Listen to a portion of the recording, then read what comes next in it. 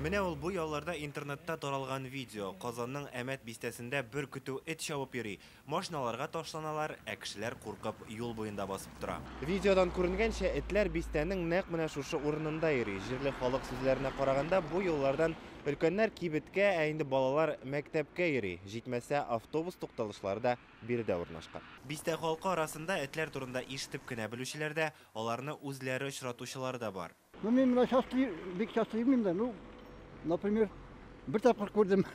И тагы бер кичкене bir тапкыр күргәнем. Кемнәрдер видеодагы этләрнең хуҗасы бар ди. Отдельно күргәнем юк, менә кеше белән бер җириләр инде, берсе көнне күргәнем. Так и поняла, что, видимо, хозяин бордут, наверное, барган и прям через дорогу вот так вот пробежали. Этләр бирегә ризык эзләп килә дип фаразларга да мөмкин. Әмәт бистәсенә керү юлында менә шундый чүп арбасы тора. Бу урыннан чүпне вакытында алып китмиләр. Узган ел без бу хакта Татарстан хәбәрләрендә дә күрсәткән идек.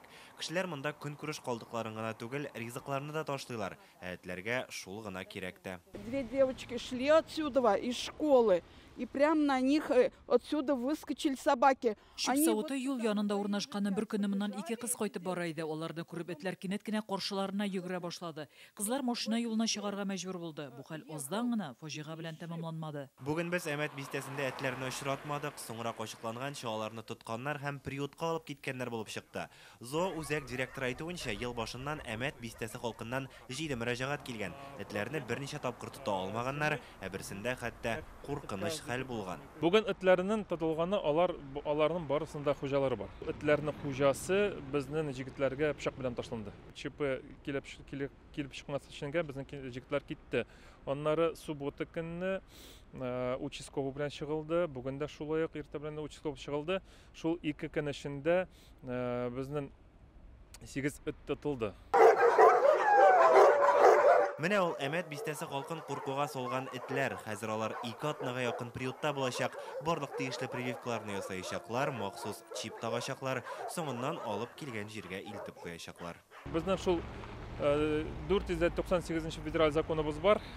Анда язылган этләрне үз тирәләрендә, үз ишегалында я цепта тотарга кирәк икән. Хуҗасы әйтеп утыра инде, бу минем этем тешләми дип, алар стаяга әйләнеп, барыбер кешеләргә ташланырга мөмкин. Шуңа күрә этләрегезне ишегалларына тотарга кирәк. Урамда йөргән этләрне мөрәҗәгатьләр килгән очракта гына приютка алып китәләр. Мондый шикаятьләр экрандагы телефон номеры, халык контроле һәм ачык Казан порталлары, мэрия сайтында кабул ителә.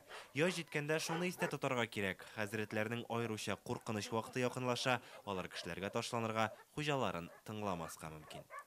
Илгиз Шәкүров, Гадел Биндубаев, Яңа Гасыр каналы.